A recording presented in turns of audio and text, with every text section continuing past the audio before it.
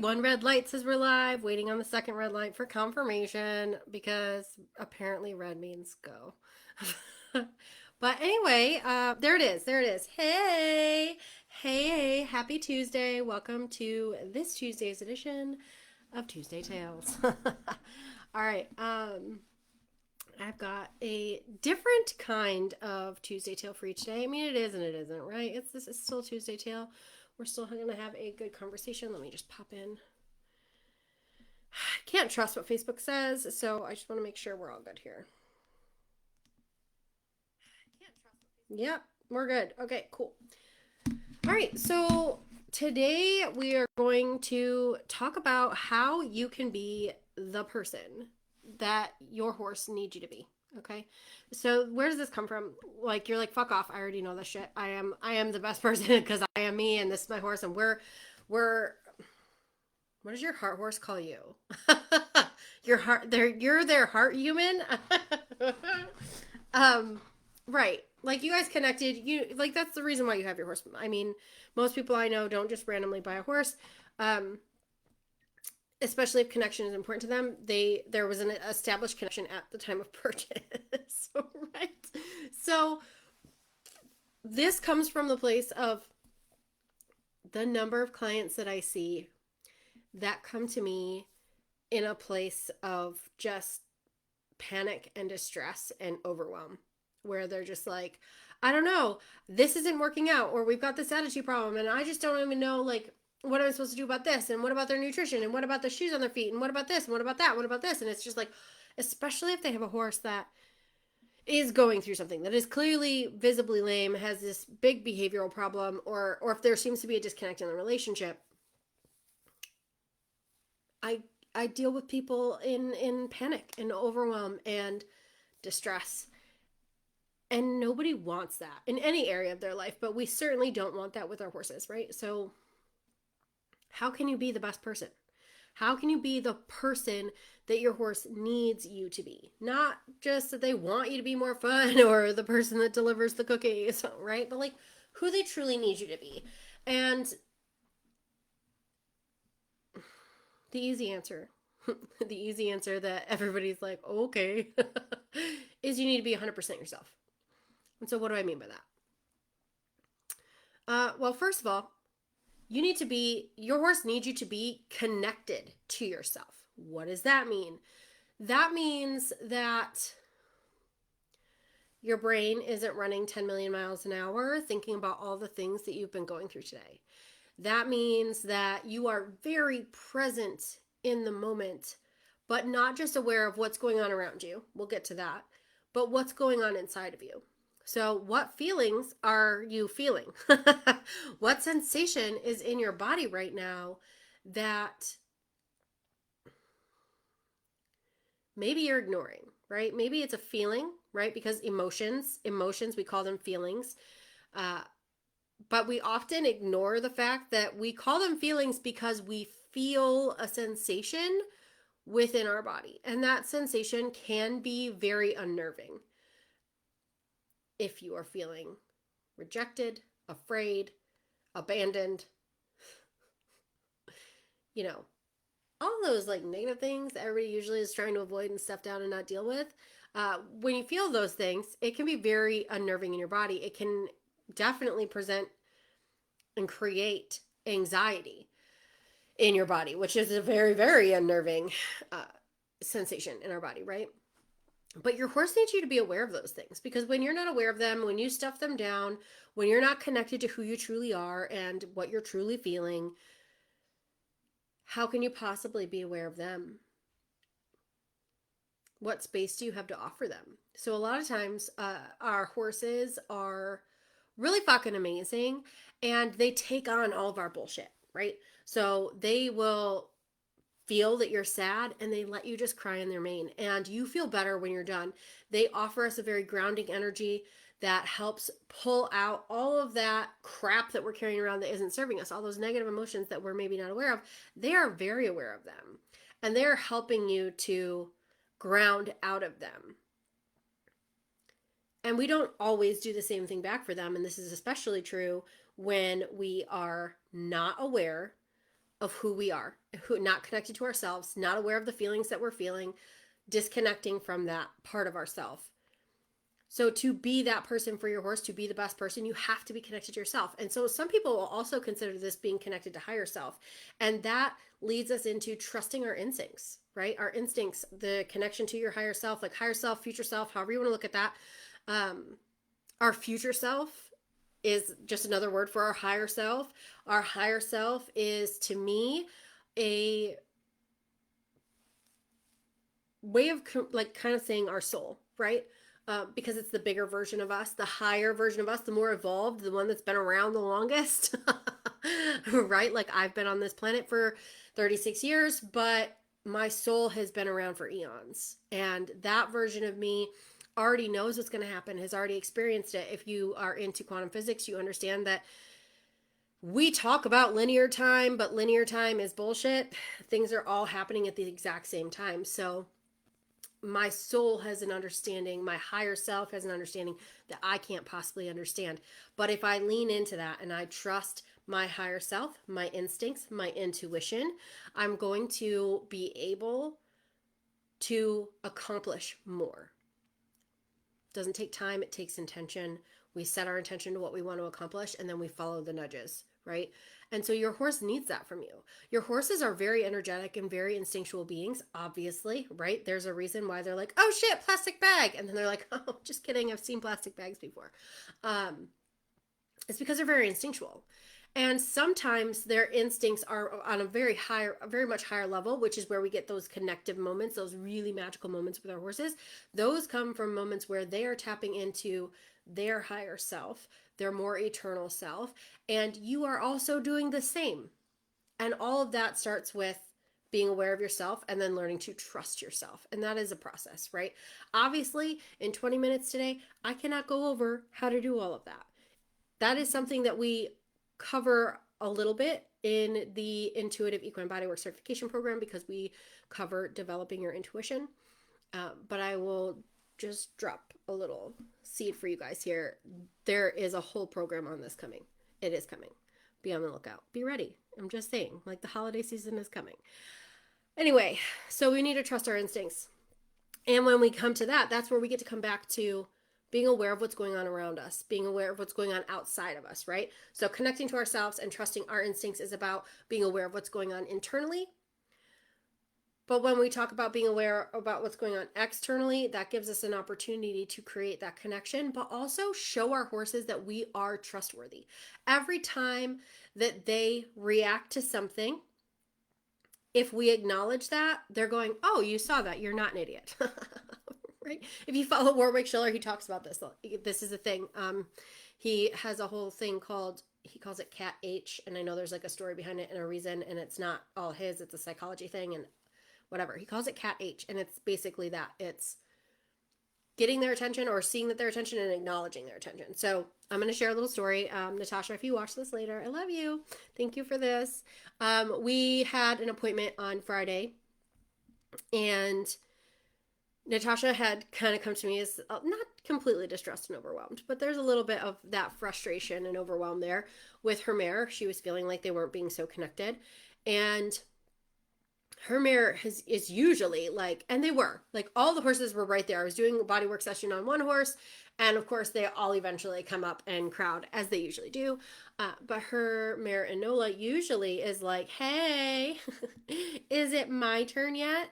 And she was there and she was hanging out, but then as soon as the halter was presented to her for her to take her turn, she was like, no, and absolutely not, just would not put the halter on. And this is something that Natasha had said, like, this has kind of been a thing. And at that point, she had already let us put a rope over her neck, and she was staying there. So I was just like, you know what?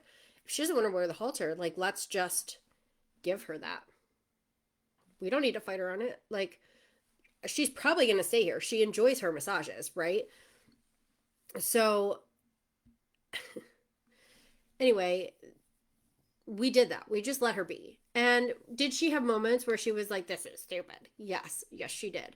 And we address a lot of this energetically during the session. But I just want to bring up, like, as soon as we notice that she's saying no to something, When we acknowledge her no, the more that we reinforce that we are saying, I see that you don't like that. Oh, you would rather not do that.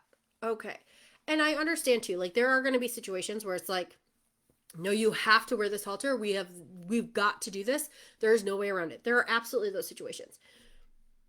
99% of the time, we aren't in those situations. So we get to take the opportunity to acknowledge that she's saying no to this and just let her have the no. Right? And it's not because she's not being naughty. She's not trying to get out of work. She's not like thinking ahead and being like, ha ha ha, I win now, human. It's not like that. What it is like is her feeling unheard, unseen, unheard, not connected to. The relationship isn't valued. So you want to create that relationship that starts with you being the kind of person that can prove to your horse that you are aware of what's going on outside of you and that you are open to their communication. You're not open to their communication if they tell you no and you just blow right through their stop sign. Like that's not open to their communication. And sometimes we have to blow through the stop sign. We're like, sorry, but we have to do this, whether that's, the vet is here to treat a wound or you have to get on the trailer today because this is an emergency situation and we need to go. I mean, sometimes we have to press past the stop sign, but for the most part, that's not the case. So prove to them that you're open to that communication by just listening, when they say stop. And a lot of times this is when we're going to come into that slow down in order to speed up, right? We need to slow down here so that we don't crash the car, right? This is a curve. The horse is saying, I don't want to do this. They're like, all right, well, we got to slow down to go around this curve. That's the curve that the horse is thrown into your plan. That's the detour, right? So you slow down to go around the curve. And as soon as you come into the straightaway, you get to speed up again. If you try and blow through that curve, you're just going to crash the car, right? So we slow down to speed up. And the thing is too, is like, this can very well be where frustration comes in because you're like, what is going on? Well, instead of pressing forward with that frustration, right? We get to connect to ourselves first, figure out what feeling this is creating within us when we are coming into a frustration with our horse. We're like, I'm frustrated. Okay, but frustrated why? What is it really about? Because it's not just that your horse isn't listening to you. There's something else underneath that feeling of frustration that this whole situation is triggering in you. It's not just that you're frustrated, that your horse isn't. Like, seriously, are we throwing a temper tantrum? They're not listening, right? Like, what is it really? Because to me, there's a tiny hint of rejection there when my horse doesn't want to listen to me, doesn't want to be on the same page as me. Right? Like they're not choosing to listen. They're not choosing to, and it's not even listen as like we say listen. It's not that they're not hearing me. They're choosing not to obey. And I am throwing a tantrum and being frustrated because they're not obeying me. But what is that? Their lack of obedience trigger in me? Because do I really even want obedience from them? In some situations, yes, we want obedience. But for the most part, we want connection. We want a deep understanding. We don't just want obedience. We want a willing partner. We want a partner that chooses to be with us. To be with us. Not do with us. Not do for us. Not do because we said so. So oftentimes there's that emotion that is triggered and we feel frustration because they're not doing what we want. But there's something else underneath that. So frustration because why? Like about what? Like let's get specific about that because that's coming back to connecting to yourself, understanding yourself and what you're thinking and feeling is going to open you up to being able to better understand what your horse is thinking and feeling. If you don't sort out what's going on in here, you're not going to be able to move forward with what's going on with them. And that's like, where's the connection if we don't understand that, right? That open to their communication. You're shutting down their communication as soon as you're stuck in not processing your own thoughts and feelings. And we need to be willing to just keep going until we figure it out, right? So we approach things with curiosity as opposed to, they're just not doing what I said, right? It's never about that. It's not about obedience. It's about creating connection, and we do that through curiosity. Why are they still resistant? Where's the stop sign coming up? How am I missing it? Because sometimes that stop sign is really subtle. Other times that stop sign is like, bucking and rearing is, right? Running away from you and not wanting to be caught is red flags, like huge ones. But sometimes it's turning their head to the left as you're approaching with the saddle. They're kind of blocking your way. Do you walk through that stop sign? Or do you ask what that's really about? Because I'm so sorry, I don't know what happened. Okay. So we want to be open to their communication and be willing to keep moving forward and figuring it out. And I'm just going to trust that you got exactly what you needed to, that the video did not cut out on the good bits, as it seems to so often do. But we want to be open to communication, to be willing to figure it out and keep going until we do. And remembering that when we get frustrated, we get to check in with ourselves first and figure out what that frustration is really about, because it's not about the horse not obeying us, because none of us are really out there for obedience. There's something else emotional going on within us that is related to that trigger. So when else has someone not listened to you? And how did that make you feel? And what were the consequences of that, right? When our kids don't listen to us, it puts them in danger. Sometimes that can be absolutely the case for our horses. When our friends and spouses don't listen to us, sometimes that just tramples on our feelings, right? And it makes us not feel seen and heard. And sometimes that's what we're really upset about, is that we don't feel valued, seen, and heard and understood in our relationship with our horse. And the thing is, they don't feel that way either when we're not open to their communication and willing to approach that with curiosity to be able to figure it out. And then being willing to do what it takes to create an impact in the moment. And so again, I'm not covering all of that today, like how to make the impact. I know we've done some short 20-minute videos where we've kind of talked about creating a small impact and things like that. I've definitely talked about it in the podcast. If you haven't been to the podcast, you need to get your ass to the podcast, especially to hear our last episode with Leanne's story, which is kind of where I want to go now, because Leanne became the person that her horse needed. And she was already on the journey before she met me, which was great. She wrote a small book, an ebook, called Becoming the Leader Your Horse Needs. I believe, like Leanne, shoot me if I'm wrong, it's fine. And when I read that, I was like, oh my gosh, yes. Like that was one of the things that really connected me to Leanne as horsewoman, because what she put into words was what I was working to create, in terms of connection with my horse and becoming that person. And so highly recommend that. You can get information on that through the podcast for sure. And if Leanne, if you want to, you can absolutely drop a link for that here. If you don't, that's fine too. But yeah, so then what came from that was Leanne was already on that path. She was already aware that connection was what needed to be the most important thing. And she was shifting her experience and her relationship with her horse to that when we met, because what brought us together was the fact that she was like, there's something wrong with my horse and nobody else believes me. Everybody thinks he has a bad attitude or he just needs more training because he's young. And she didn't believe that. So she trusted herself. She connected to her higher self. She knew that there were things that had to be changed. She trusted her instinct and kept going because she was listening to his communication. She just kept going until she figured out what the problem was. And that's how we came together, right? And she was willing to do what it took to make the impact. She definitely was a little hesitant at first, didn't believe it was necessarily possible. But now look at it. Like, she created the impact with her horse within just a couple weeks, really changed things around for him. Then she decided to do the same thing for the horses around her in her community and became certified.